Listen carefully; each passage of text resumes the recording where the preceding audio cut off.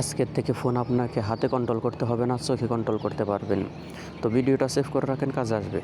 অ্যাপটা ওপেন করার পর আপনারা নিচে এগ্রি বাটনে টাচ করবেন। এরপরে প্রত্যেকটা পারমিশন আপনারা এখান থেকে অ্যালাউ করে দিবেন। পারমিশন কিন্তু অ্যালাউ না করলে অ্যাপসটা কাজ করবে না। তো আপনারা দেখে দেখে প্রত্যেকটা অ্যাপস পারমিশন করবেন। এরপরে নেক্সট কয়েকবার দিবেন।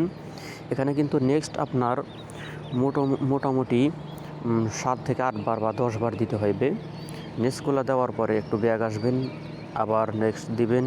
এরকম করে এখানে আপনারা এই স্কলগুলো বাড়াইতে পারেন। প্রত্যেকটা নেক্সট করে দিবেন আপনারা।